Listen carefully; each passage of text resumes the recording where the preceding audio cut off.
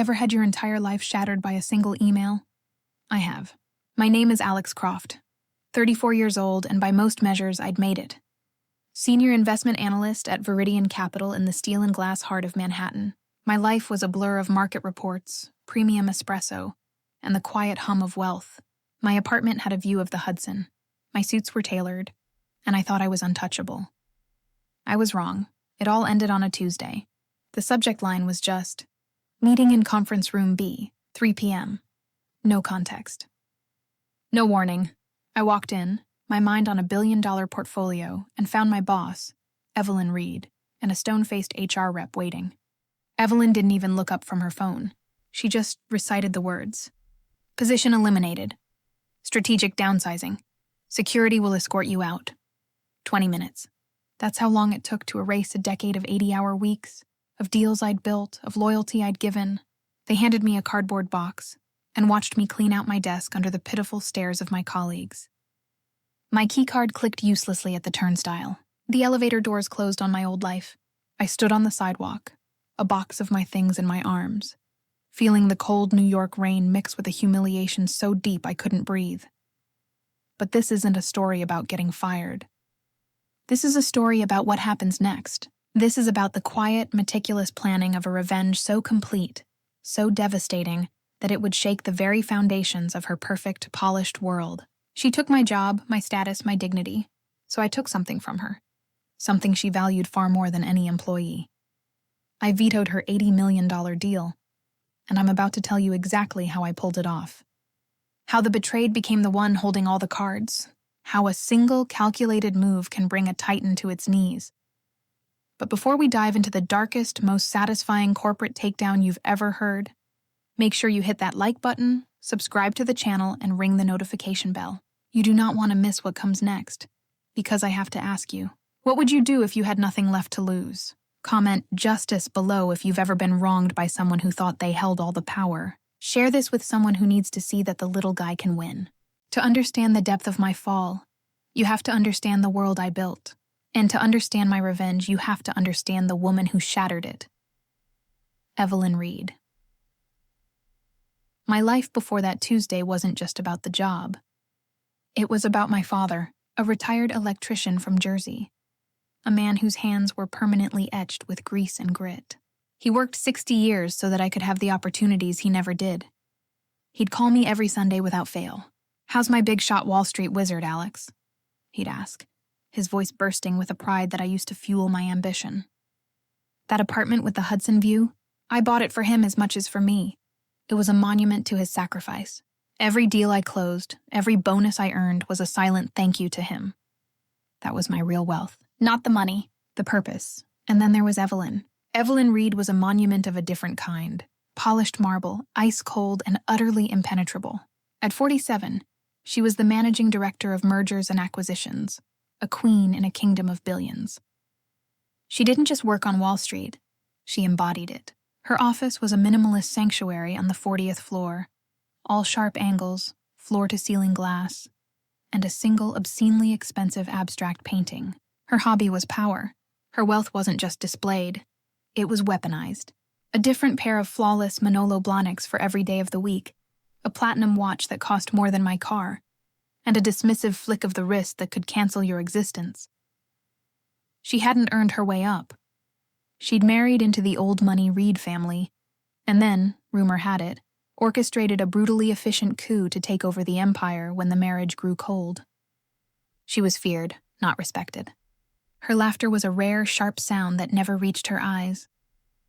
She surrounded herself with sycophants, the most notable being her protégé, Chloe. Young, ambitious, and morally flexible, Chloe watched Evelyn with the rapt attention of a hawk studying its prey, learning every cutthroat tactic. I was never part of that inner circle. I was just a workhorse. The one she handed her was her most complex financial model and her most tedious due diligence. I was the architect behind her biggest triumphs, the ghost in the machine that made her look brilliant, and I was naive enough to believe that competence and results would be my armor. The weeks after my termination were a blur of gray. The rain in New York that fall was relentless, mirroring the static hum of despair in my apartment. The view of the Hudson now felt like a taunt, My savings began to bleed out, siphoned by Manhattan's cruel cost of living. The rejection emails piled up.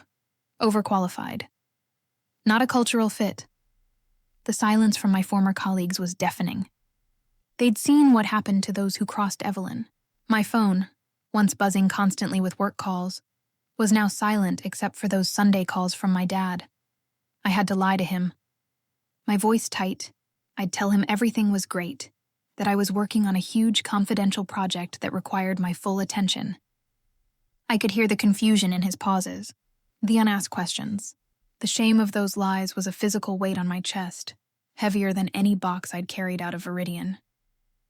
But in the darkness, a cold, hard clarity began to form. This wasn't just a layoff. My termination was too sudden, too personal. The HR rep had avoided my eyes. Evelyn's smirk had been too practiced. There was a piece of this puzzle I was missing. A why. And that's when I remembered the Omanthus deal. It was a whisper, a rumor of an $80 million acquisition of a boutique tech firm that Evelyn was personally spearheading. It was her golden ticket, the deal that would cement her legacy and, reportedly, net her an 8-figure bonus. I'd done some preliminary work on it months ago, but she'd abruptly taken me off the project, citing confidentiality concerns. A strange, sick feeling settled in my gut. What if I wasn't fired for being redundant? What if I were fired because I knew too much? What if I was getting too close to something she wanted buried? The humiliation began to curdle into something else, something darker, something focused. Before we uncover the shocking truth I discovered, make sure you're supporting this channel. Hit that subscribe button and like this video right now. Your support tells YouTube you want more stories like this. Because the question is no longer what she did to me. The question is, what was she hiding? And how could I use it to break her? The hunt was about to begin. The hunt began not in a boardroom, but in the dim glow of my laptop, surrounded by takeout containers and a silence so heavy it pressed on my ears. I had nothing but time and a burning, singular focus to find the crack in Evelyn Reed's perfect facade. My first move was to reach out to my old network. The responses were illuminating.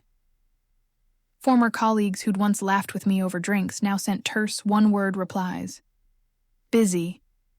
Traveling. Their fear was palpable.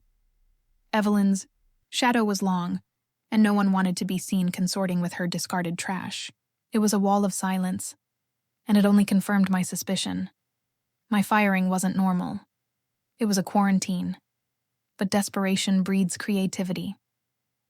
I remembered an old, now obsolete admin login for the company's external document portal, a legacy from a project I'd managed years prior. A long shot, a Hail Mary. My heart hammered against my ribs as I typed. Error, invalid, error. And then, a flicker, a forgotten backdoor, a glitch in the system. I was in. The data was a labyrinth, but I knew Evelyn's patterns. I knew how. She labeled files, her codes, and her arrogance in thinking her secrets were forever safe. I sifted through months of buried financials, draft proposals, and encrypted memos. And then I found it. A ghost file, misfiled and hidden deep within the server archives. The original due diligence report for the Omanthus deal. My report. The version Evelyn had presented to the board was pristine, a masterpiece of profit and low risk. But this original file, this was the truth. My analysis had flagged something major. A patent dispute buried in a subsidiary, a legal landmine, so large it could not only sink the $80 million acquisition, but also open Viridian capital to billions in lawsuits. I had recommended we kill the deal, or, at the very least, renegotiate drastically. Evelyn hadn't just taken me off the project. She had buried my findings, doctored the reports, and was now preparing to push the deal through based on a lie. She was gambling the company's future and the retirement funds of thousands of its investors for her own glory and bonus. My firing wasn't personal pettiness. It was a strategic cover-up. I wasn't redundant. I was a liability she had neatly eliminated. The moral conflict hit me like a physical blow. This was bigger than me, bigger than my revenge. This was about justice. But how? I was a ghost. A nobody. Going public would be a suicide mission. Evelyn's legal team would bury me in defamation suits before I finished my first sentence. I needed leverage, real, undeniable, bulletproof power. And then I saw it. The key. The one person on the board known for his old-school obsession with ethics and protocol. A man who despised reckless gambles. Arthur Finch. If I could get the truth to him directly, anonymously, he would be the only one with the power and the motive to stop her. But how? The annual Viridian Shareholder Gala is in 1 week. A black tie event where the entire board, including Finch, would be in one room. It was my only shot. Getting in was impossible. My name was Mud. I had maxed out my credit cards just paying rent. I was staring at the evidence that could destroy her, trapped in a prison of my own powerlessness. The injustice was a fire in my veins. She was in her penthouse, preparing for her triumph, while I was drowning in the consequences of her lie. The cruelty wasn't just in firing me. It was in forcing me to choose between swallowing this massive injustice or risking everything I had left, my father's future, my own freedom, on a single desperate play. The clock was ticking. The gala was approaching. How could I possibly get in? And what would I do if I managed to get face-to-face with the one man who could help me? Make sure you're subscribed and have notifications on, because what happened next was a gamble that would change everything. The night of the Viridian Gala arrived, a spectacle of obscene wealth glittering against the New York skyline. From across the street, shrouded in shadow, I watched them arrive. The limousines, the diamonds, the effortless laughter of people who had never known a single day of true fear. And there she was, Evelyn Reed, descending from a town car in a gown of liquid silver, a crown of cold triumph on her head. She smiled for the cameras, the architect of her own victory, utterly unaware that the ghost she'd created was waiting in the wings. My plan was insane. It hinged on a single fragile element, a former security guard, Mike, who'd been forced into early retirement by Evelyn's budget cuts. He'd held a grudge, and for a significant portion of my last remaining savings, he'd gotten me a temporary staff badge and a server's uniform. I was now invisible, just another face in the crowd, carrying a tray of champagne flutes through a sea of my former peers. My heart was a jackhammer against my ribs. Every glance felt like an accusation. I kept my head down, my eyes locked on my target, Arthur Finch. He held court in a corner, a stoic older gentleman surrounded by sycophants but looking profoundly bored. I had one shot, a 5-second window. I maneuvered through the crowd, the tray a flimsy shield. I saw Evelyn step onto the makeshift stage, the spotlight hitting her. The microphone feedback squealed. She was about to give her speech, to bask in the glory of the Omanthus deal she was about to announce. "Ladies and gentlemen," she began, her voice dripping with faux humility. "Tonight we celebrate not just a year of success, but a future of unparalleled growth." This was it. Now or never. I moved toward Finch just as a wave of applause erupted. I stumbled, a perfectly calculated misstep. The tray tipped. Champagne flutes cascaded, shattering on the floor, soaking the suit of a man next to Finch. Chaos. Gasps. Apologies. In that single, chaotic moment, as all eyes were on the mess and the sputtering man, I was on my knees pretending to help clean up. My fingers, slick with sweat, brushed against the inside pocket of Arthur Finch's tailored jacket, and in that split second I slipped it in. Not a USB drive. Too obvious. It was a single folded sheet of premium paper. On it, in anonymous typeset, were 3 lines. The case number for the buried patent lawsuit, the file path to the original due diligence report on the Viridian server, and 5 chilling words. Ask her about the whistleblower. I melted back into the crowd, my body trembling with adrenaline. I didn't look back. I didn't need to. I saw it happen from across the room. Finch, annoyed by the commotion, reached into his pocket for a handkerchief. His fingers found the paper. He unfolded it. I watched his face. The initial irritation, then confusion, then a dawning, thunderous comprehension. His eyes flicked from the paper to the stage, where Evelyn was still preaching her lies. He didn't make a scene. He was too old school for that. He simply turned to an aide, whispered something sharp and urgent, and handed him the paper. The aide's eyes went wide, and he immediately left the ballroom at a near jog. Evelyn was reaching her crescendo. And so, it is with immense pride that I announce Viridian Capital's acquisition of Omanthus Technologies for $80 million. The room erupted in applause. She beamed, accepting the adoration, and then her eyes found Finch. He wasn't clapping. He was staring at her, his expression granite. He gave a slight, almost imperceptible shake of his head. Her smile didn't just fade. It died. The blood drained from her face. The confidence in her eyes shattered into 1,000 shards of pure, undiluted panic. She knew. In that silent, terrifying exchange, she knew the game was over. The microphone picked up her shaky, halting breath. The crowd's applause faltered, confused by the sudden shift. I didn't stay to watch the aftermath. I didn't need to. I walked out of that ballroom, through the kitchen, and into the cold, clean air of the alley. Behind me, the glittering party was turning into a crime scene. I didn't feel joy.